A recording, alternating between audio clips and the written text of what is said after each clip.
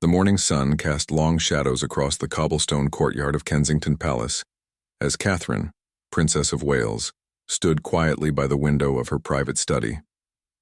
Her fingers traced the edge of the heavy curtains while she watched the early joggers in Hyde Park below. Today felt different from all the others that had come before. The weight of recent events pressed down on her shoulders like an invisible cloak she couldn't remove. William found her there, as he always did when something troubled her deeply. His footsteps were soft against the Persian carpet, but she heard him approaching. After 15 years together, she could sense his presence even in the darkest rooms. He didn't speak immediately. Instead, he stood beside her, sharing the view of the awakening city beyond the palace walls. The children asked about the schedule changes again, Catherine said quietly. Her voice barely above a whisper, she turned to face her husband, and William saw the exhaustion that had been building behind her eyes for weeks. The carefully maintained composure she showed the world was cracking, revealing the human being beneath the royal facade. William reached out and gently took her hand. His thumb brushed across her wedding ring, the same ring that had belonged to his mother all those years ago. The weight of legacy and expectation seemed to flow between them in that simple touch. "What did you tell them?" he asked, though he already knew the answer. Catherine had always been honest with George, Charlotte, and Louis, explaining things in ways their young minds could understand without frightening them. "I told them that sometimes grown-ups need to make difficult decisions, and that we would explain everything when the time was right," she replied. Her free hand moved to touch the delicate necklace at her throat, another piece that had once belonged to Diana. The irony wasn't lost on either of them that during their most challenging moments, his mother's memory seemed closest. The decision they faced wasn't one that could be made lightly. For months they had been discussing it privately, away from the ears of staff advisors and even their closest friends. It was a conversation that had started in whispered tones late at night and had gradually grown into something that consumed their thoughts during every quiet moment. William moved closer, wrapping his arms around his wife from behind. They stood together, looking out at the world that watched their every move, analyzed their every gesture, and speculated about their every decision.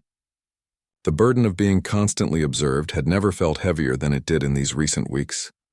"Remember when we used to walk through those gardens as students?" William said, nodding toward the distant trees. "When the biggest decision we faced was which pub to visit after lectures." His attempt at lightness brought a small smile to Catherine's face, though it didn't quite reach her eyes. Those university days at St. Andrews felt like a lifetime ago. Back then they were just William and Kate, two young people falling in love while trying to navigate their studies and social lives. The weight of the crown had seemed so distant then, something that belonged to the far future. Now that future had arrived faster than either of them had expected. Catherine leaned back against her husband's chest, drawing strength from his steady heartbeat. "Do you think we're making the right choice?" she asked, voicing the question that had been haunting both of them. It wasn't about right or wrong in the traditional sense, but about what was best for their family, their country, and themselves as individuals who happened to be born into or married into extraordinary circumstances. "I think," William said slowly, choosing his words carefully, "that we can only make the choice that feels true to who we are. My grandmother understood that better than anyone. She knew that the monarchy could only survive if it remained authentic to the people it serves." The mention of Queen Elizabeth brought a moment of silence between them. Her passing had changed everything for their family, accelerating timelines and forcing decisions that might have otherwise waited years to be made. The new responsibilities that had fallen to William as heir to the throne had also fundamentally altered Catherine's role and the expectations placed upon her. A soft knock at the door interrupted their moment of reflection. It was Sarah, Catherine's private secretary, reminding them gently that their first appointment of the day would arrive in 30 minutes. The outside world was calling, as it always did, demanding their attention and presence for the endless series of engagements, meetings, and obligations that filled their days. Catherine straightened her shoulders and smoothed her dress, the transformation from private individual to public figure happening in real time. William watched this daily metamorphosis with a mixture of admiration and concern. His wife had mastered the art of royal duty, but he sometimes wondered what it cost her internally. "Shall we face the day?" Catherine asked, her voice now steady and composed. The vulnerability she had shown moments before was carefully tucked away, hidden beneath the polished exterior that the world expected to see. William nodded. But before they left their private sanctuary, he pulled her close once more. This embrace was different from the casual comfort they had shared by the window. This was a moment of connection before the demands of duty separated them into their individual roles and responsibilities. "Whatever happens," he whispered against her ear, "we face it together, always together." Catherine closed her eyes and held on to that promise, knowing that in the days to come, they would need to remember this moment and the strength they drew from each other. The decision they had been discussing would soon become public knowledge, and when it did, the world would watch their every reaction, searching for signs of doubt or regret.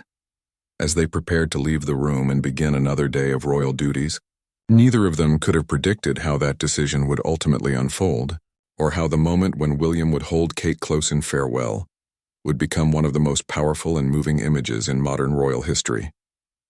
The seeds of that future moment were already planted in the quiet conversation they had just shared, in the love that sustained them through uncertainty, and in the courage they would soon need to show the world.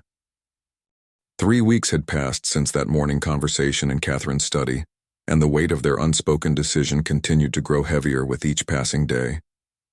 The royal calendar moved forward relentlessly, filled with charity galas, state dinners, and public appearances that required them to smile and wave, while their private world remained in turmoil. It was during a particularly demanding week of engagements that the first cracks in their composed exterior began to show. Catherine was visiting a children's hospital in Manchester, one of her favorite types of engagements because the interactions felt genuine and unscripted. As she knelt beside a young girl named Emma who was battling leukemia, the 7-year-old looked up at her with curious eyes. "Are you sad, Princess?" Emma asked with the directness that only children possess. "My mummy gets that look when she's worried about me."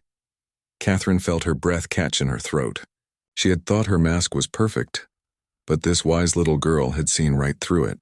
"Sometimes grown-ups do feel sad," Catherine replied honestly. "But being here with you makes me feel much better." Emma smiled and reached up to touch Catherine's face gently. "My mummy says when you're sad, you should hug someone you love. It makes the sad smaller." The simplicity of that advice hit Catherine harder than any royal protocol or constitutional law ever could. She hugged Emma carefully, mindful of the medical equipment surrounding them, and felt tears threaten to fall for the first time in weeks. The photography team captured the moment, but they couldn't capture the internal shift happening within Catherine. Meanwhile, William was dealing with his own struggles during a series of meetings with government officials about constitutional matters. The conversations were dry and formal, filled with centuries-old traditions and expectations that felt increasingly disconnected from the reality of modern life. As he sat in the ornate meeting room at Buckingham Palace, surrounded by portraits of his ancestors, William found himself questioning everything he had been raised to believe about duty and sacrifice. Lord Harrison, the constitutional advisor, was explaining the historical precedents for various royal decisions when William interrupted him. "Has anyone ever asked what the people actually want?" he said, his voice cutting through the formal atmosphere like a blade. The room fell silent. Several advisors exchanged uncomfortable glances. Lord Harrison cleared his throat before responding. "Your Royal Highness, the monarchy has always operated on the principle that duty transcends personal preference. Your father understands this, as did your grandmother. But what if duty and authenticity don't have to be mutually exclusive?" William pressed. "What if the institution could be stronger by acknowledging human complexity, rather than demanding perfection?" The advisors struggled to respond to this challenge to their fundamental beliefs. They had spent their careers upholding traditions that had remained unchanged for generations. The idea that these traditions might need to evolve was foreign and somewhat threatening to their worldview.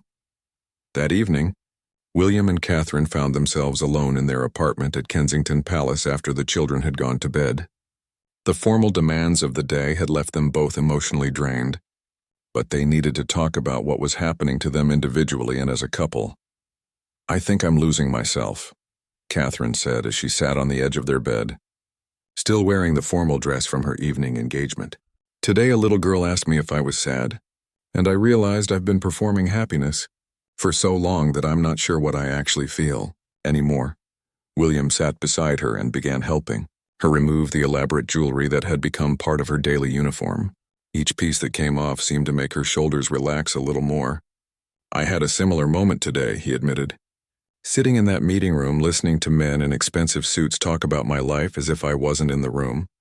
I felt like a character in someone else's story." They had reached a tipping point, though neither of them said it aloud that night.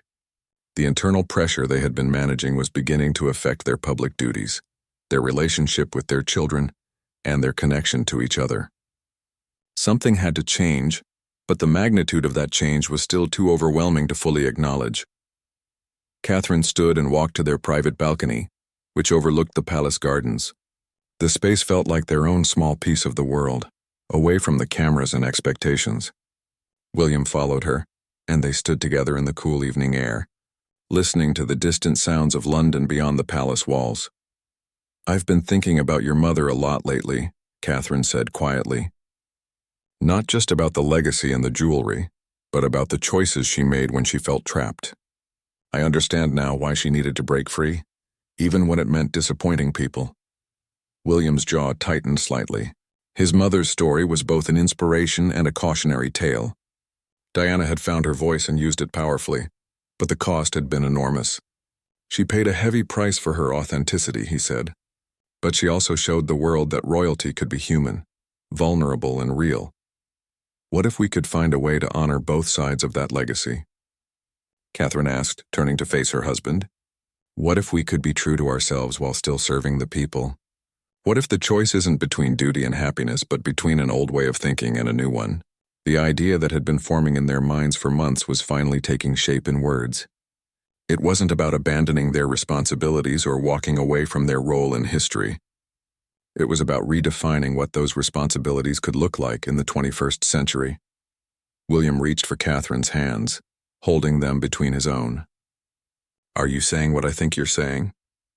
he asked, his voice filled with a mixture of hope and trepidation. "I'm saying that maybe it's time to trust the people we serve," Catherine replied. "Maybe it's time to show them that even royalty can struggle, can question, can evolve. Maybe our strength lies not in pretending to be perfect, but in being courageously honest about our imperfections." The conversation that followed lasted until the early hours of the morning. They talked about their children's future, about the monarchy's role in modern society, and about their own dreams and fears. By the time dawn broke over London, they had made a decision that would change everything, not just for them, but for the institution they represented. The morning after their late-night conversation brought an unusual sense of clarity to both William and Catherine. For the first time in months, they woke up knowing exactly what they needed to do, even though the path ahead would be more challenging than anything they had faced before. The decision they had reached wasn't just about their personal happiness, but about fundamentally changing how the royal family connected with the people they served. Catherine's first engagement of the day was a visit to a women's shelter in South London. Usually, these visits followed a strict protocol with carefully planned conversations and photo opportunities.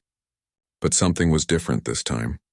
As Catherine sat in the shelter's common room, listening to stories from women who had overcome incredible hardships, she found herself speaking with an honesty that surprised even her. "I know our situations are very different," Catherine said to a group of women during what was supposed to be a brief meet and greet. "But I think all of us understand what it feels like to feel trapped by circumstances beyond our control." The room went quiet. These women hadn't expected such vulnerability from someone they saw as living a fairy tale life. Maria, a young mother who had escaped an abusive relationship, looked directly at Catherine and said, "You really understand that feeling? Even with everything you have?" There was no judgment in her voice, just genuine curiosity. Catherine nodded, her usual careful responses replaced by something more authentic. "Having privilege doesn't protect you from feeling lost or questioning whether you're living the life you're meant to live. The circumstances are different, but the human emotions are the same." The conversation that followed was unlike any royal engagement in recent memory. Women who had been intimidated by Catherine's presence began sharing their stories more openly, and Catherine found herself responding with genuine emotion rather than practiced sympathy. When one woman talked about the courage it took to leave everything familiar behind for an uncertain, but authentic future. Catherine felt tears well up in her eyes. "Your courage inspires me more than you know," Catherine told the group as her visit was ending. "You've reminded me that sometimes the bravest thing we can do is choose truth over comfort, even when we don't know what comes next." The shelter's director, Helen, walked Catherine to her car. "That was extraordinary," Helen said quietly. "I've hosted many royal visits, but I've never seen anything like that connection. You gave those women something precious today by being real with them." As Catherine's car drove through the busy London streets back to Kensington Palace, she felt something she hadn't experienced in months. Despite the uncertainty of what lay ahead, she felt aligned with herself in a way that all the successful royal engagements in the world hadn't been able to provide. Meanwhile, William was having his own transformative experience during a meeting with veterans at a rehabilitation center.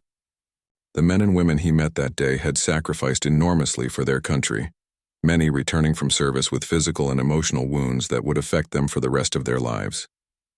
As William listened to their stories, he was struck by their honesty about struggle, loss, and the complicated relationship between duty and personal well-being.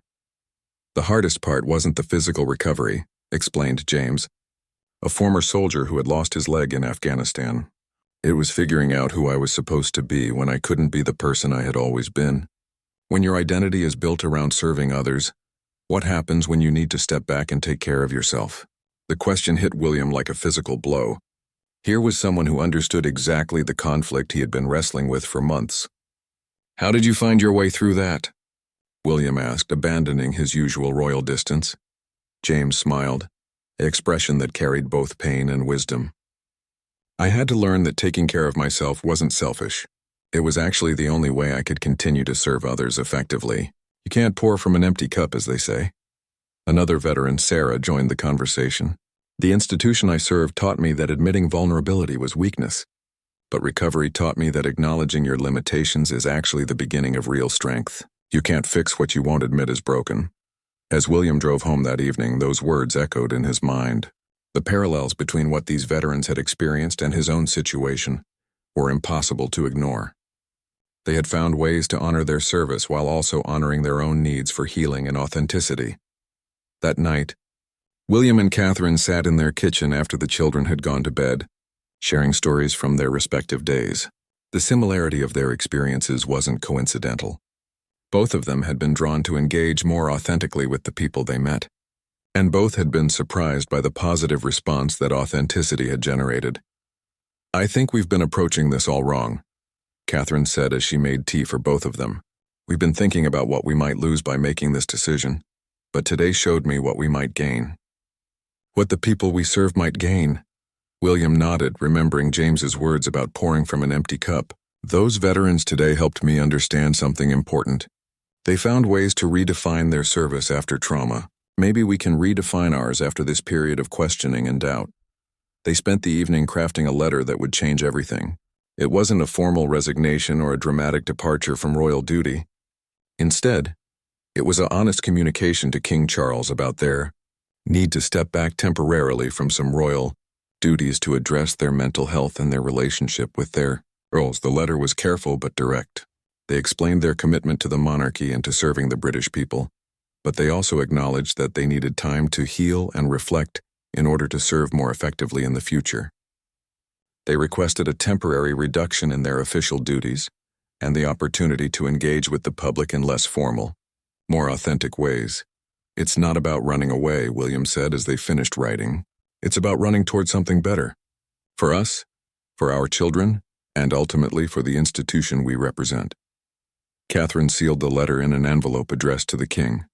Tomorrow, they would hand-deliver it and begin a conversation that would challenge centuries of royal tradition. But tonight, for the first time in months, they both slept peacefully, knowing they were finally acting in alignment with their deepest values. The decision to send that letter would set in motion a series of events that would culminate in one of the most emotionally powerful moments in modern royal history. But that night, all they knew was that they had chosen courage over comfort and authenticity over expectation. The rest would unfold in ways they could never have predicted. King Charles received the letter at Clarence House on a gray Tuesday morning in late October. His private secretary, Sir Matthew, had delivered it personally, explaining that the Prince and Princess of Wales had requested an urgent private meeting. Charles read the letter twice before setting it down on his mahogany desk with trembling hands. The king had been expecting this conversation for weeks. A father's intuition had told him that something was troubling his eldest son and daughter-in-law, but he hadn't anticipated the depth of their struggle or the boldness of their proposed solution. As he read their request for a temporary step back from royal duties, Charles felt a complex mixture of concern, admiration, and fear for what this might mean for the monarchy. The meeting was arranged for that afternoon in the king's private study. William and Catherine arrived together, their usual confident demeanor replaced by a nervous energy that Charles hadn't seen since their early dating years. They sat across from him in the same chairs where countless royal crises had been discussed and resolved over the generations. "Your letter was quite honest," Charles began, his voice gentle but serious. "I appreciate that honesty, even though the content concerns me greatly." He paused, studying their faces. "Help me understand what you're really asking for." William leaned forward, his hands clasped tightly together. "Father, we're not asking to abandon our duties or leave the royal family. We're asking for the space to figure out how to serve more effectively. These past months have shown us that we can't continue as we have been. We're struggling, and that struggle is beginning to affect our ability to represent the crown with the dignity it deserves." Catherine added quietly, "We've realized that by trying to appear perfect, we've been creating distance between ourselves and the people we're meant to serve. Yesterday, when I was honest about my own struggles with feeling trapped, the women at the shelter connected with me in a way that felt more meaningful than years of perfectly executed royal visits." Charles was silent for a long moment, remembering his own difficult conversations with his mother about the weight of royal duty. Queen Elizabeth had been sympathetic but firm about the need to put duty before personal happiness. Times had changed since then, but the fundamental tension between personal needs and public service remained the same. "What exactly are you proposing?" Charles asked. "A 6-month sabbatical from most official duties," William replied. "We would retain our titles and our connection to our patronages, but we would step back from state functions, formal tours, and the endless round of ceremonial obligations. We need time to address our mental health, strengthen our marriage, and figure out how to be authentic while still being royal." "And what about the public? What about the media?" Charles asked, voicing the concerns that were already forming in his mind. "How do we explain this without damaging the institution?" Catherine spoke up. "We tell the truth. We explain that even royalty needs time to process trauma, to heal and to grow. We show the public that taking care of your mental health isn't weakness, it's responsibility. Think about how Diana's openness about her struggles ultimately strengthened people's connection to the royal family." The mention of Diana brought a moment of heavy silence. Charles's relationship with his first wife had been complicated, but he had eventually come to understand the value of her emotional honesty with the public. Perhaps there was wisdom in what William and Catherine were proposing.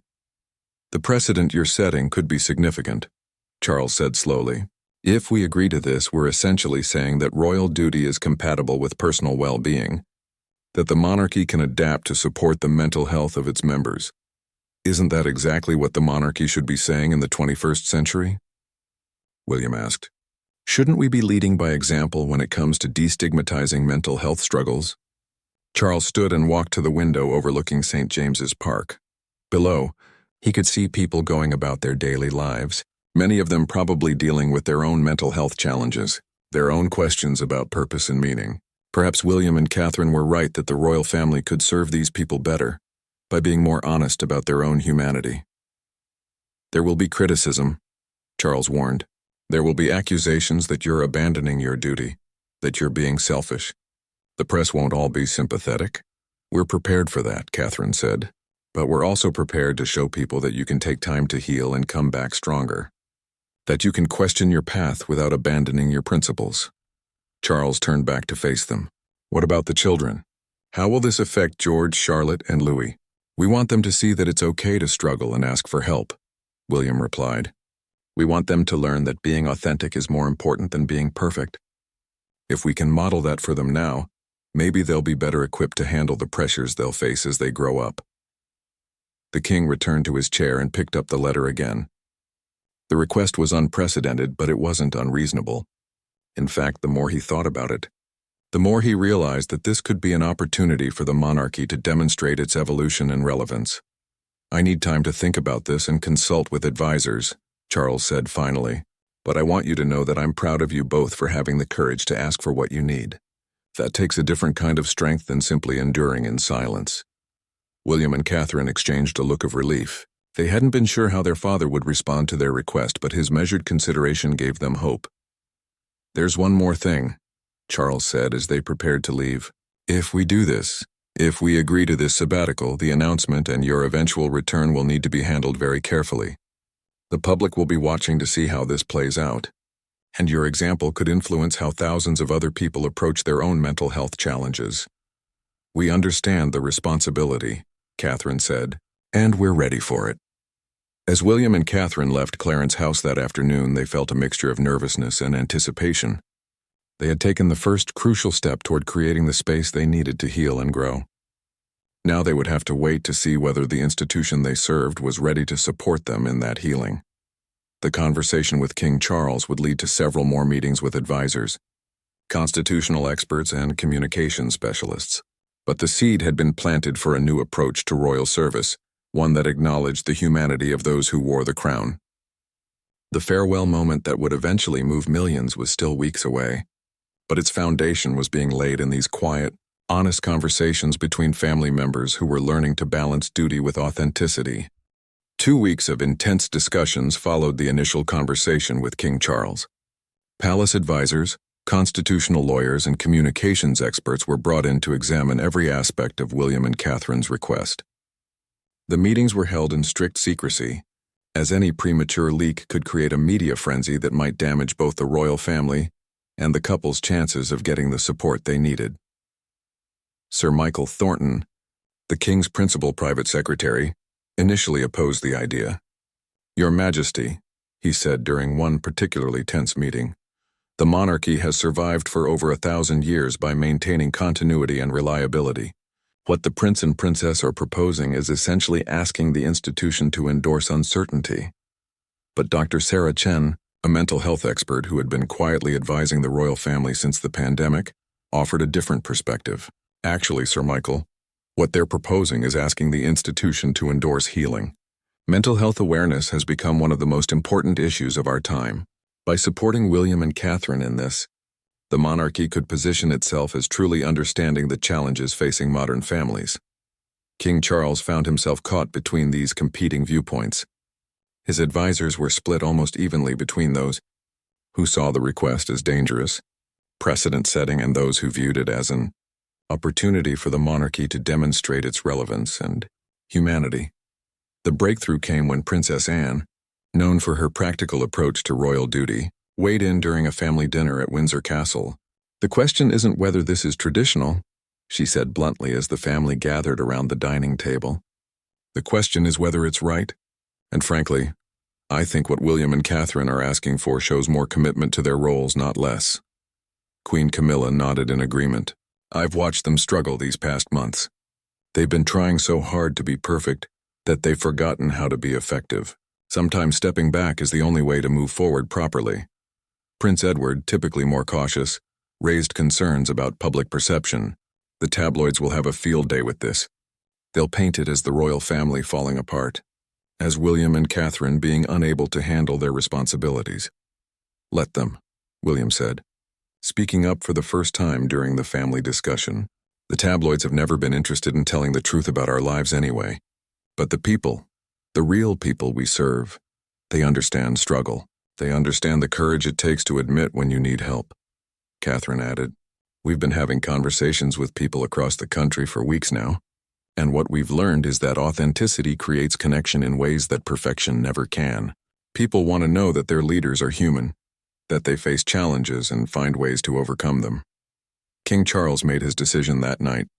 The next morning, he called William and Catherine to inform them that he was approving their request for a 6-month sabbatical, with conditions. They would retain their titles and their core patronages, but they would step back from most ceremonial duties. More importantly, they would use this time to work with mental health professionals and to develop new approaches to royal engagement that could benefit the monarchy in the long term. The announcement was scheduled for the following Friday. The palace communications team worked around the clock to craft a statement that would explain the situation honestly while maintaining the dignity expected of royal communications. The challenge was to strike a balance between vulnerability and strength, between personal needs and public duty. Meanwhile, William and Catherine spent their final week of official duties approaching their engagements with a new sense of freedom. Knowing that they would soon have the space to heal and reflect, they found themselves engaging more authentically with everyone they met.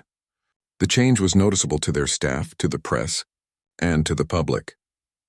During a visit to a school in Birmingham, William spoke to a group of teenagers about mental health with an openness that surprised everyone present. "It's okay not to be okay," he told them. "What's not okay is pretending to be fine when you're struggling.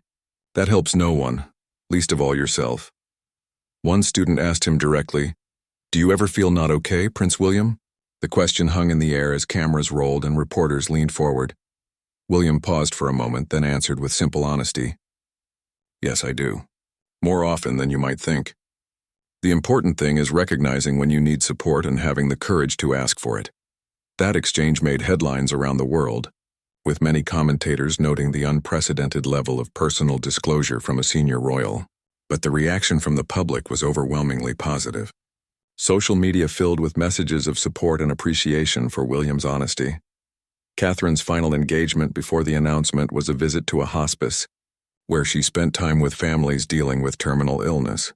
The conversations there reinforced her conviction that authenticity was more valuable than perfection. "You've taught me something important today," she told one family. "You've shown me that facing difficult truths with courage and love is what real strength looks like." The night before the announcement, William and Catherine sat with their children and explained what was going to happen. They told George, Charlotte, and Louis that sometimes grown-ups need time to take care of their feelings, just like children sometimes need time when they're sad or confused. "Are you going away?" Charlotte asked, her 8-year-old mind trying to understand what a sabbatical meant. "We're not going anywhere," Catherine assured her. "We're just going to have more time to spend with you and less time at work for a while. We're going to learn how to be the best versions of ourselves so we can be the best parents and the best helpers to other people."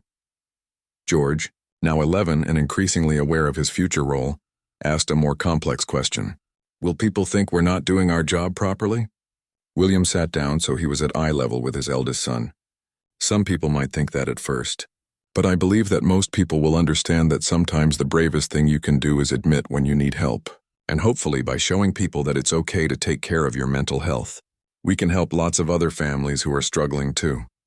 That night, as William and Catherine prepared for sleep, they felt a mixture of nervousness and anticipation. Tomorrow their lives would change dramatically. The announcement would mark the beginning of a new chapter, not just for them personally, but potentially for the entire institution of monarchy. "Are you ready for this?" Catherine asked as they turned off the lights.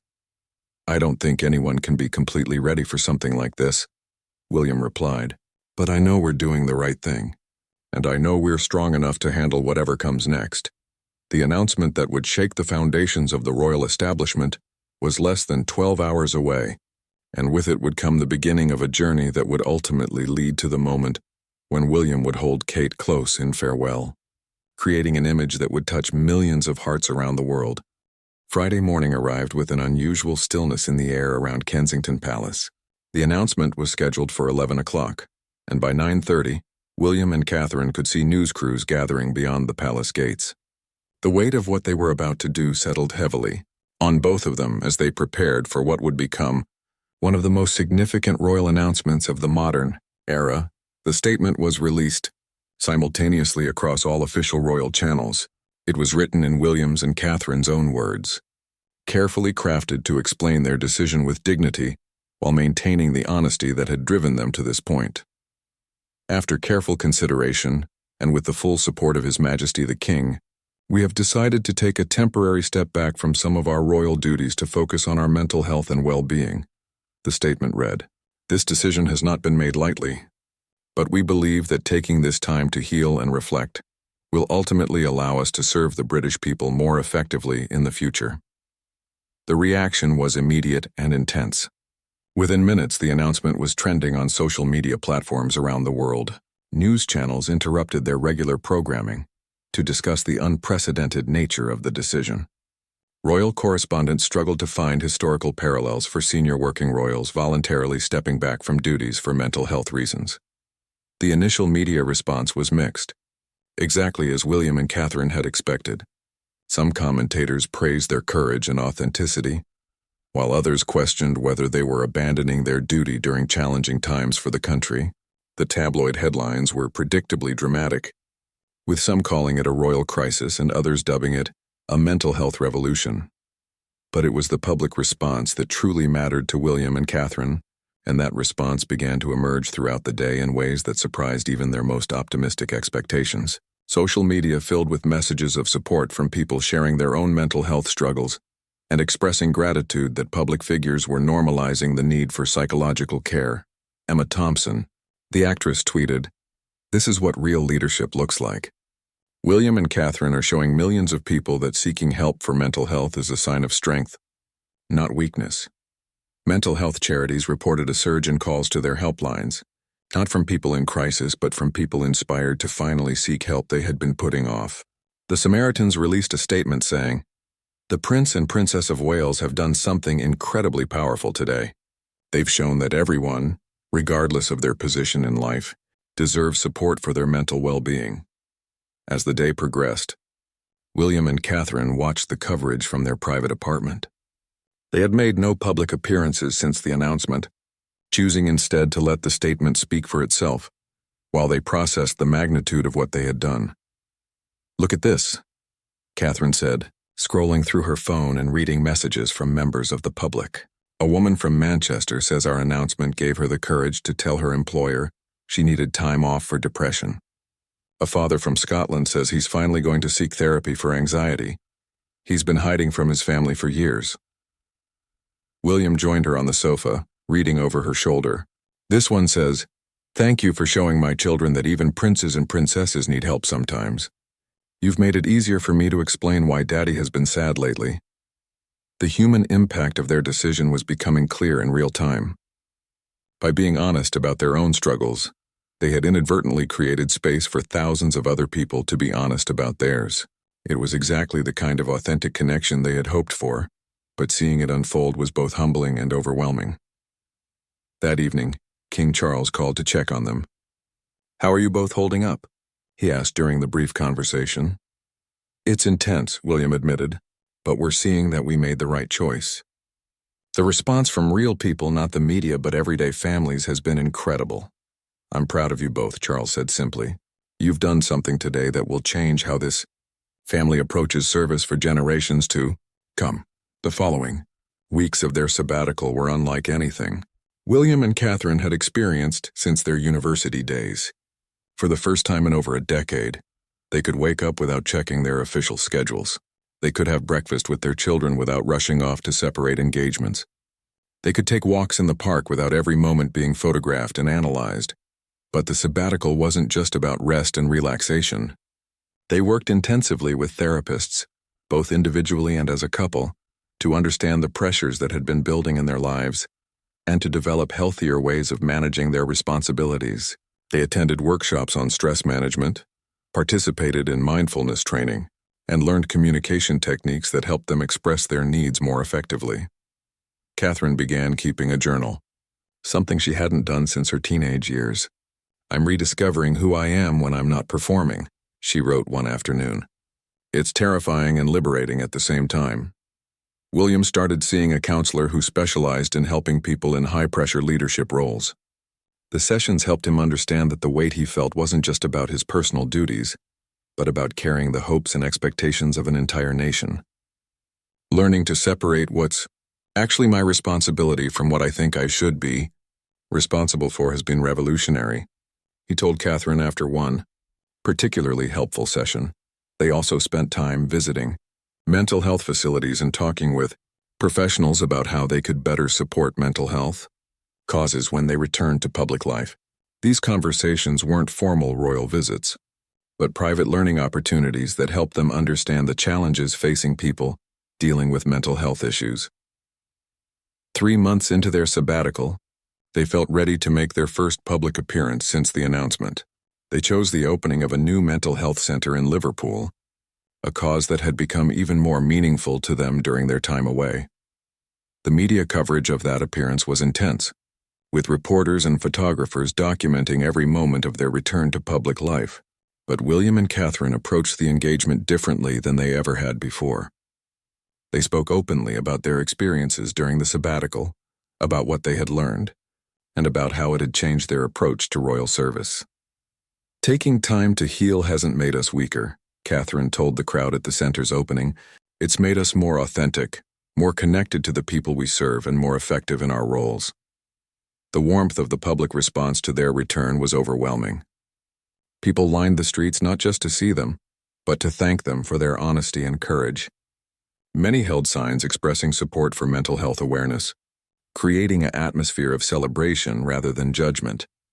As their sabbatical drew to a close, William and Catherine knew that their return to full royal duties would mark not just the end of their time away, but the beginning of a new chapter in their service.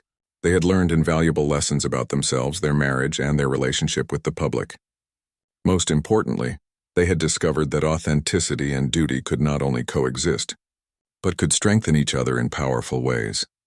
The stage was now set for their official return to royal life, an event that would culminate in the emotional farewell moment that would capture the attention of the world and demonstrate the profound transformation they had undergone during their time of healing and reflection. The final day of William and Catherine's sabbatical arrived with the soft light of an April morning, filtering through the windows of their Kensington Palace apartment. 6 months had passed since they stepped away from their royal duties, and tomorrow they would officially return to public life with a schedule that included their first major international tour in over a year. The transformation they had undergone during this time was profound, touching every aspect of their lives and their relationship with each other. As Catherine stood in their bedroom, preparing for what would be their last private day together for several weeks, she reflected on how different she felt from the woman who had asked for this time away. The constant anxiety that had plagued her for months was gone, replaced by a quiet confidence that came from truly understanding herself and her role in the world. William joined her at the window, and together they watched their children playing in the palace gardens below. George, Charlotte, and Louis had flourished during the sabbatical, spending more time with their parents than they had since they were babies. The family had taken walks, played games, had long conversations, and created memories that would sustain them through the busy years ahead. "They look so happy," Catherine observed, watching Charlotte teach Louis how to properly feed the palace ducks. "I think this time has been as healing for them as it has been for us." "They've learned something important," William replied. "They've seen that it's okay to take care of yourself, that asking for help is brave, not weak. Those are lessons that will serve them well when they face their own challenges." The past 6 months had been a journey of discovery for the entire family, through therapy, both individual and couples counseling. William and Catherine had learned to communicate more effectively about their fears, their dreams, and their struggles with the unique pressures of royal life. They had developed strategies for managing stress, techniques for maintaining their authentic selves while fulfilling their public roles, and a deeper understanding of how to support each other through difficult times. Their relationship with the public had evolved as well. The honest approach they had taken to their sabbatical had created a new kind of connection with people around the world. Mental health organizations reported sustained increases in people seeking help, with many citing William and Catherine's example as the inspiration that finally motivated them to prioritize their well-being. Dr. Sarah Chen, who had worked with them throughout their sabbatical, had recently told them, "You've accomplished something remarkable. You've shown that vulnerability can be a source of strength rather than weakness, and you've modeled for millions of people how to approach mental health challenges with courage and dignity." As the morning progressed, William and Catherine received visitors who had become important parts of their support system during the sabbatical. Their therapists came to wish them well and to finalize plans for continued support as they returned to their demanding schedules. Close friends who had provided emotional support during their time away stopped by to celebrate their transformation and offer encouragement for the challenges ahead. But it was the arrival of King Charles in the early afternoon that marked the true significance of the day. The king had watched his son and daughter-in-law's journey with a mixture of concern and admiration, and he had come to personally mark the end of their sabbatical and their return to official duties. "You both look transformed," Charles said as they sat together in Catherine's private study, the same room where she had stood by the window 6 months earlier, feeling trapped and uncertain about her future. "We feel transformed," William replied. "This time has taught us that we can serve more effectively when we're authentic, when we're honest about our struggles and our humanity." Charles nodded thoughtfully. "Your mother would be proud," he said to William. "She always believed that the monarchy's greatest strength lay in its ability to connect with people's hearts, not just their sense of duty." The conversation that followed was one of the most honest and meaningful exchanges the three of them had ever shared. Charles spoke about his own struggles with mental health, particularly after Diana's death, and how he wished he had had the courage to seek help more openly. William and Catherine shared what they had learned about balancing authenticity with royal responsibility, and how they planned to apply those lessons in their renewed service. "The institution is stronger because of what you've done," Charles told them. "You've shown that the monarchy can evolve, that it can acknowledge human frailty and still maintain its dignity and purpose." As evening approached, William and Catherine found themselves alone again, preparing for their final private dinner before returning to the public eye. The table was set simply, with flowers from their garden and candles that cast a warm glow over the room where they had shared so many important conversations during their time away. "Are you ready?" William asked as they sat down to eat, the same question Catherine had asked him the night before their sabbatical announcement. "I'm more than ready," Catherine replied, her voice filled with a confidence that had been missing 6 months earlier. "I'm excited. For the first time in years, I'm actually excited about the work we're going to do and the people we're going to serve." They talked throughout the dinner about their plans for the future, about the new approaches they wanted to take to royal engagements, and about how they could use their platform to continue supporting mental health awareness and authentic leadership. They had ideas for more intimate public events, for deeper connections with their patronages, and for ways to model healthy work-life balance for other families facing similar pressures. After dinner, they walked together through the palace gardens where their children had played earlier that day. The April evening was warm and peaceful, and they took their time, knowing that tomorrow would bring the return of security details, official schedules, and public scrutiny. "Whatever challenges come next," William said as they reached the small pavilion where they sometimes retreated for private conversations, "we'll face them together and we'll face them as our authentic selves." "The best part," Catherine replied, "is that we're not the same people who needed the sabbatical 6 months ago. We're stronger. We're more connected to each other and to our purpose. And we're ready to show the world what royal service can look like when it comes from a place of genuine healing and wholeness." As they stood together in the quiet garden, William pulled Catherine close in an embrace that contained all the love, support, and shared strength they had built during their time away. It was a moment of pure connection, free from the cameras and expectations that would surround them starting tomorrow. Neither of them knew that similar moments of authentic connection in the days to come would create some of the most powerful images in modern royal history. Tomorrow would bring their return to public life, and within days, a moment when William would hold Kate close in farewell at an airport, creating a photograph that would circle the globe and touch millions of hearts. That image would capture everything they had learned during their sabbatical about the power of authenticity, the strength found in vulnerability, and the profound connection that comes when public figures dare to be genuinely human.